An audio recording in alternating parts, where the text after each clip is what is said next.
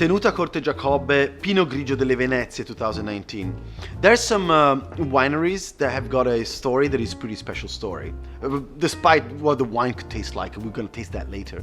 This is the story of an incredible man. His name is Augusto dal Cero, that in 1934 saw a bunch of soils that he reckoned were going to be a phenomenal vineyard, two phenomenal vineyard sites. Two extinct volcanoes. The last eruptions of these volcanoes near Verona happened 40 million years ago. And where did the lava flow? And where did the lava ended up? In the water. Yes, you got it. 40 million years ago in Verona, there used to be an ocean. So as a result, as the lava was flowing in the water, the rock became like glass. And it is exactly in this kind of soil that we will taste Pinot Grigio of Dal Cero family. Today, Dario and Giuseppe, the children, Augusto's children, are carrying out the business. So, how curious are you to go check the wines out? I am, big time. So, Tenuta Corte Giacobbe comes up with like pretty clear and bright pale straw color. Loads and loads of combination, very intriguing combination of rose petals with hay, slightly licorice present, so like slightly spicy, but also, I was gonna say like pencil shaving, minerality, salt. That's what I'm getting. Like, so at the same time there is acidity, juicy. I love when the wine gets me so much fruit, lime and lemons right now, some mango fruit there, and peach, flowers and peach. You know, what is the opposite of flat and flabby? That's what we got here. What is it? Crunchy and zesty, acidity, juiciness, but there is one element that sometimes is difficult to pinpoint, which is sapidity, almost like salty bites. I guess this comes from the soil. This is a Pinot Grigio that doesn't stand into the flat and flabby idea, but it goes into the, what is it, like the opposite, like crunchy and zesty. That's what you're gonna go for here. Tenuta Corte Giacobbe, Pinot Grigio delle Venezie, but this time, what's the name of it? I'm sure you've learned it by now. Ramato. Let's check the wine out. A little reminder, contact with the skin is going to be a little bit longer. There is also some lees contact. What the lees, as I'm sure you know, would add up this sapidity factor. The contact with the fine lees of the wine, with the manoprotein, is going to help the wine to become a little bit lingering as well.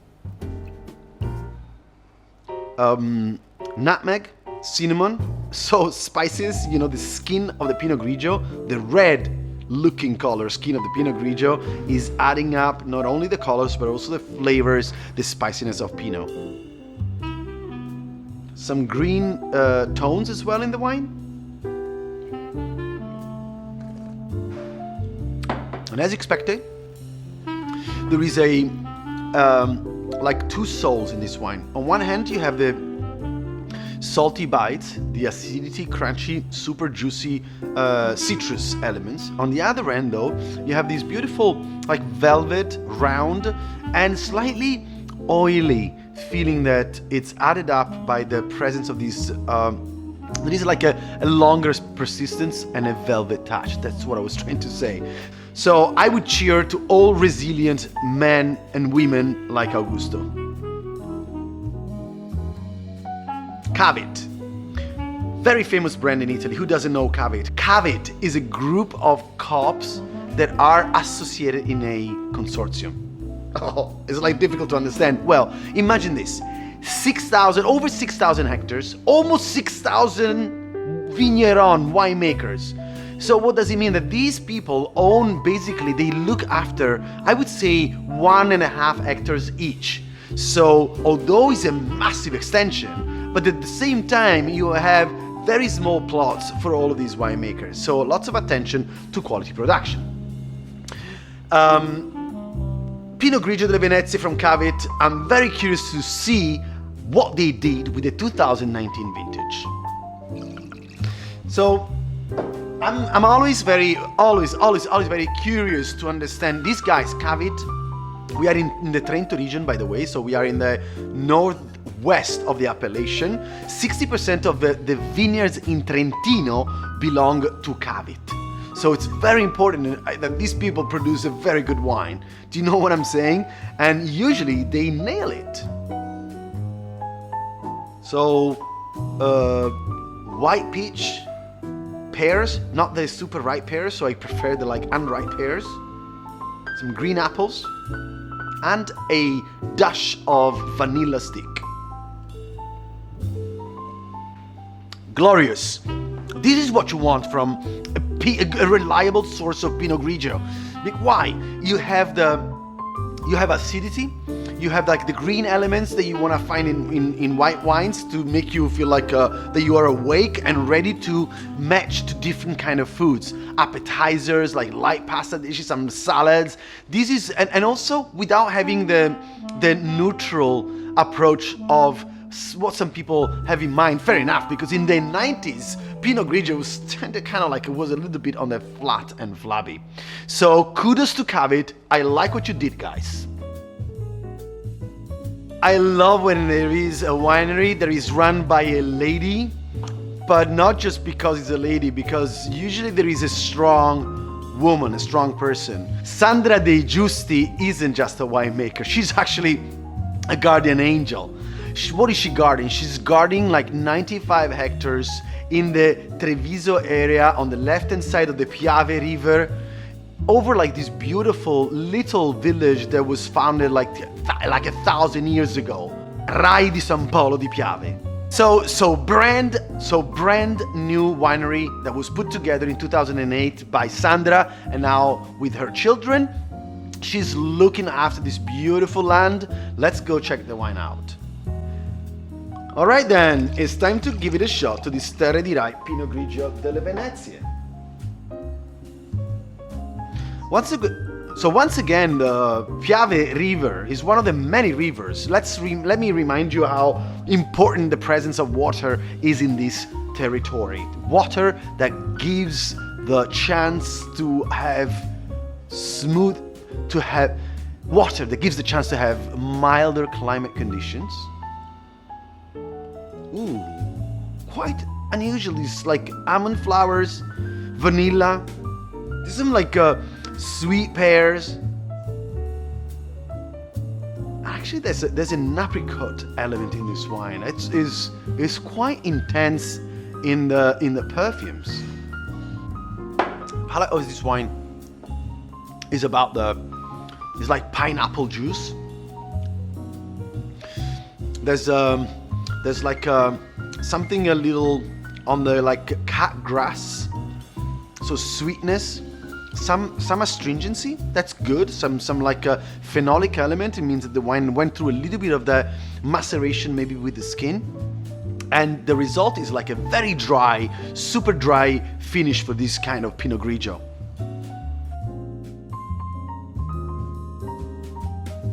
Cantina di Valpantena, Torre del Falasco, Pinot Grigio delle Venezie. Cantina di Valpantena is a big co-op winery, so there is 750 hectares more or less, and 250 winemakers that take care of business where? In Valpantena, which is like just north of Verona. In the Greek language, Valpantena means the Valley of the Gods, and actually it's become the Valley of Wine. These guys, now that I recall, have also made an acquisition towards a group of, not of winemaker, this kind of like farmers that produce extra virgin olive oil. 150 extra virgin olive oil producers. If there is one thing that is not going to be missing in the Italian tables, is bread, extra virgin olive oil, and wine. In this case, Pinot Grigio. Let's go try the vino. It's like a what would you say in English? It's like is suave. Okay, this wine seems like pretty light on the nose, with a combination of red apples, like the skin of red apples, hay, and white pepper. Yes, it is white pepper, man. You want to challenge me on this one?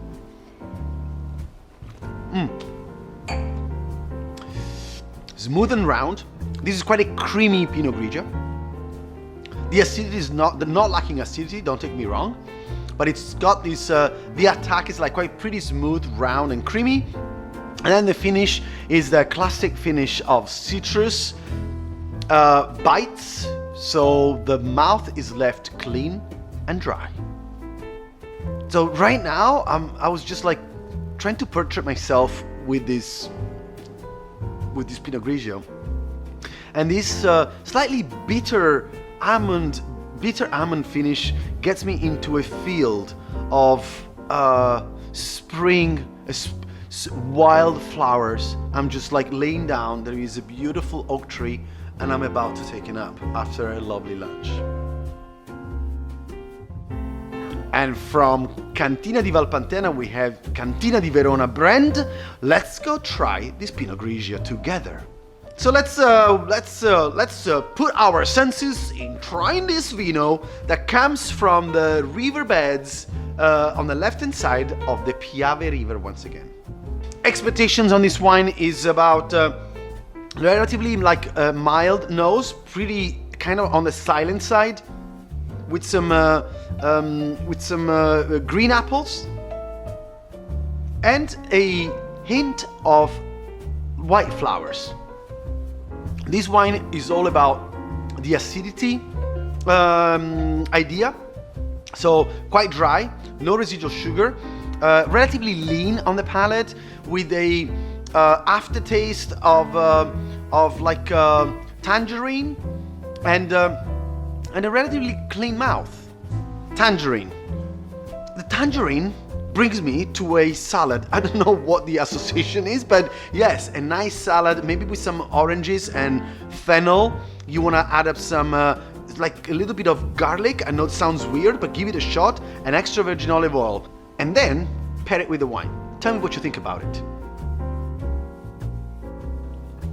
You know, like it's like I am in the rolling smooth hills of Asolo.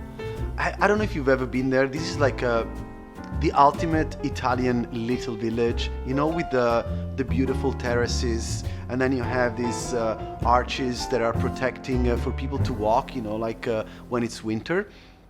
And it's like there is the little tables with chairs, outside bars. That's exactly where we're at, which is the most important thing about wine, sense of place, right? Like right now, these nougat, almonds, a little bit of floral scent that is typical of this area. We just like these rolling hills have a lot of temperature excursion between day and night, so as a result the Pinot Grigio grapes would retain more aromatics and acidity. So let's see about the acidity later, but this is where we're standing right now. So lots of spices in this wine. Lots of more than the spices, like lots of floral scents, oiliness, and it's like there's like some jasmine. It's like if I'm eating actually an acacia flower cake. Man, I love that. We are in Asolo and Montello, right where the Val d'Obbiade and the beautiful rolling hills are. Montelvini Sant'Osvaldo. I almost forgot to tell you what I was tasting. This winery was put together 135 years ago by the Serena family and is still run today by the same family, releasing this very aromatic and expressive Pinot Grigio delle Venezie. I was almost forgetting. Talking about the Consorzio delle Venezie, the DOC delle Venezie appellation. Well, first of all, you get to know that the world of Pinot Grigio, the vineyards of Pinot Grigio in the planet, are basically 50% almost in Italy. And guess what? 85% of it are in Delle Venezie appellation. How many winemakers produce Pinot Grigio in this area? There is 324 of them, and 39 are copes. So within the copes, there is even more winemaker. So in other words, there's hundreds of winemakers that produce this beautiful white wine of Italy, by the way, the most recognized Italian variety. In the past, this wine used to be pretty like dilute, and in the 90s was like a very small percentage of vines was Pinot Grigio, roughly was 3,000 hectares. Today is 26,000 hectares of Pinot Grigio. And right now, this Pinot Grigio is way more fruit-driven, way more complexity, above all, way more length. In the past, it was kind of dilute and neutral. Right now, there is spices, there is minerality, and way more complexity. Basically, this appellation has brought a brand new revolution. As of 2017, this is how young the consortium is. By the way, the largest consortium in Italy across 3 regions: Trentino, Veneto, and Friuli. Boom. Where is the revolution? The revolution is the fact that there is vineyards, new vineyard management, young entrepreneurs, young vigneron. They're all there making sure that the world can drink the delicious Pinot Grigio delle Venezie. Are you wondering what to pair with your Pinot Grigio? Well, there's plenty ways to go. First of all, Pinot Grigio with its spiciness, natural spiciness, is perfect with an aperitivo moment. That's, I think, the best you can do. So like little nibbles of course, like fried fish, sushi, guacamole and chips. I mean, that kind of stuff. I think there is no better variety, no better wine than Pinot Grigio delle Venezie to go for.